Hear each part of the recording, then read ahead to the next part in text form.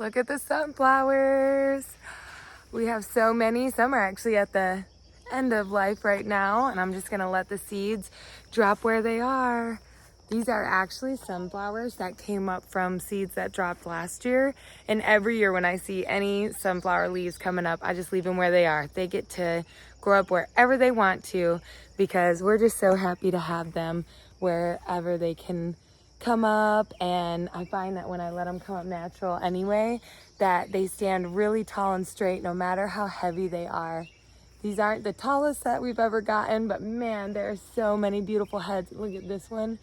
Has two that are coming in its place. So even as some get kind of old and are starting to wither, we have some that haven't even started their journey yet. It's so cool, you guys. So it is definitely still a little weedy in there because like I said, this year, y'all, it's a do as I say and not as I do kind of a year. All those things we plan for don't always get done. And this year, one thing I was really behind on was just putting down all that mulch and the straw within the aisleways and around the plants. But luckily, as some are getting super big now, it's kind of keeping out the weeds on their own. So I told you I started from seed this year, pretty much everything that's out here. And part of me thought, I'm doing this every year. This is so much easier. I don't have plants inside.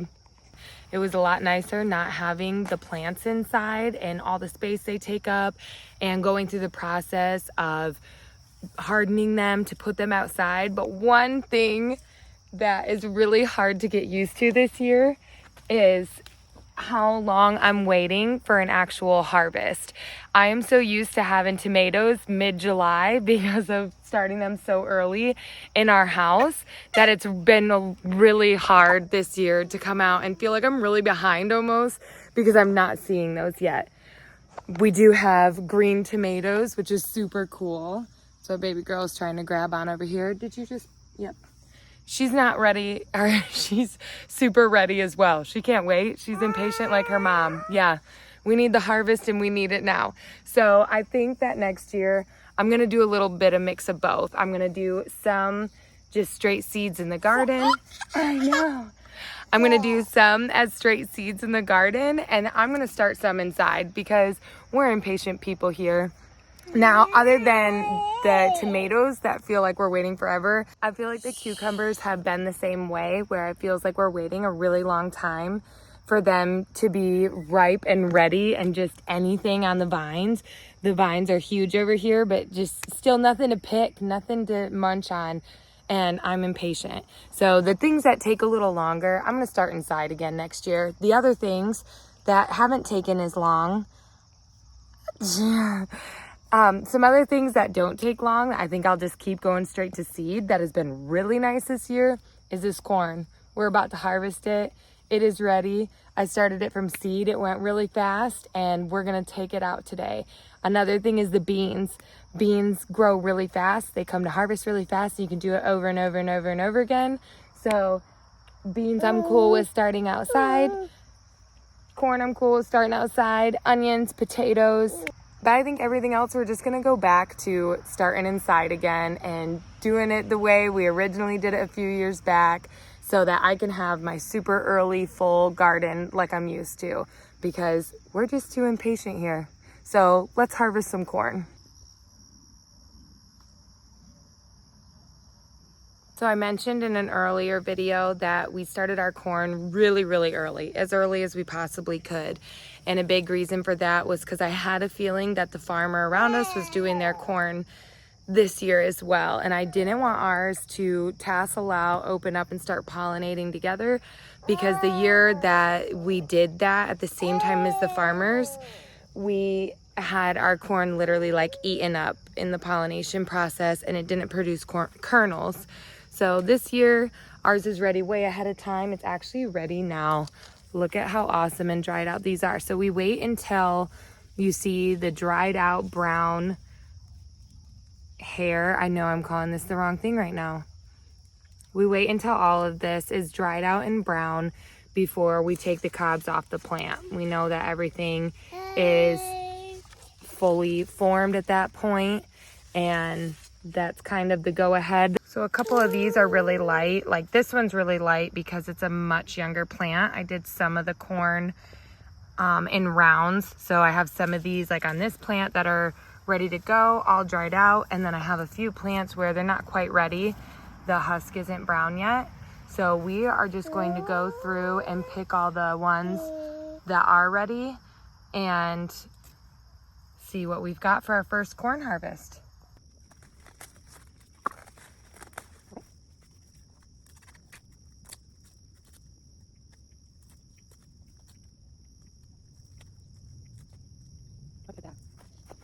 Look at that, you guys. Nice full kernels. Those are awesome. Oh my gosh, I can't wait to cook these up.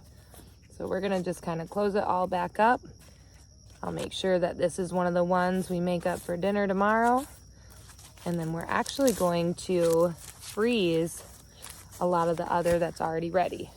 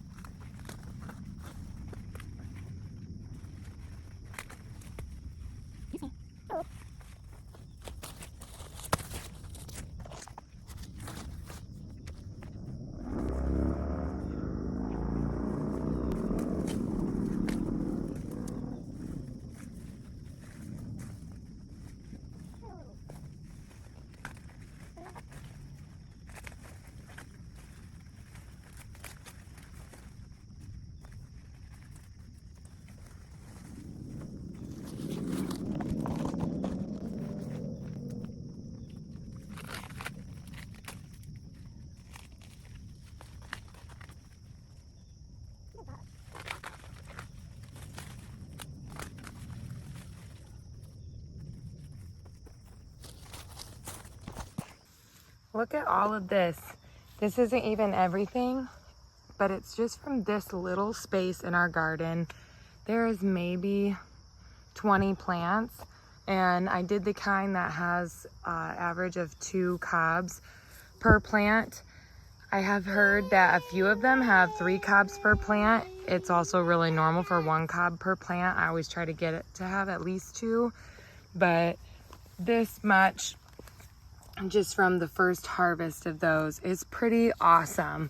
Like I said, there's probably only about 20 plants, and as you can see, there are some cobs left out in there. I'm gonna leave them until their hair is really, really brown and dried out like this. This really tells you that this is ready and done. So we've got a really good start here.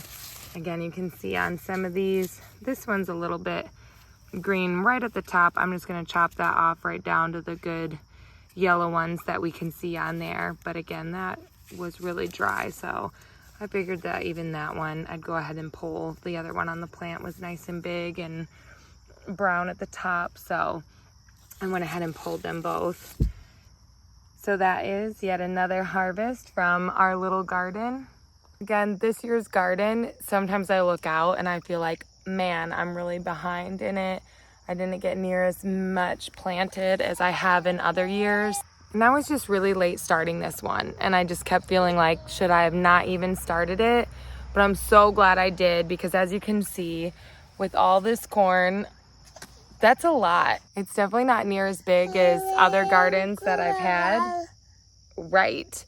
But any harvest is better than no harvest. It's definitely not as pretty as other gardens I've had. And half the time I feel like, oh my gosh, did I start this way too late? But then there's nights like these when we have this awesome, beautiful harvest where I think we have stuff that we can cook up and we have stuff that we can save, and it was worth it to get it in even as late as it felt like we got it in.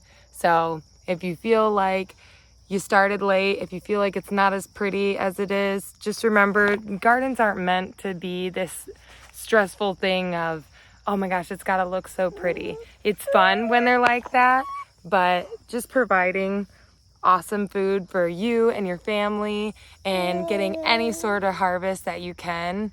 That's what the gardens are meant to be there for. They're there to give you awesome, super healthy food that you know where it came from.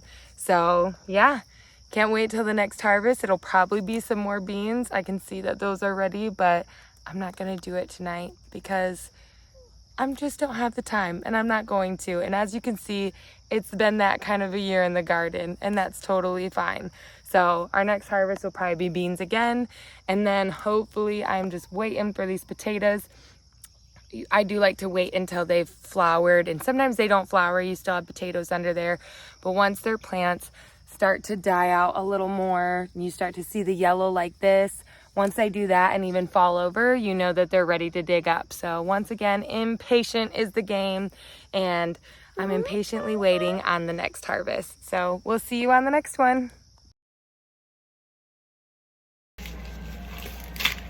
So we're gonna take the first couple layers of the husk off, let those dry a bit, and then we're gonna cut off each of the ends and put them in freezer bags and freeze them.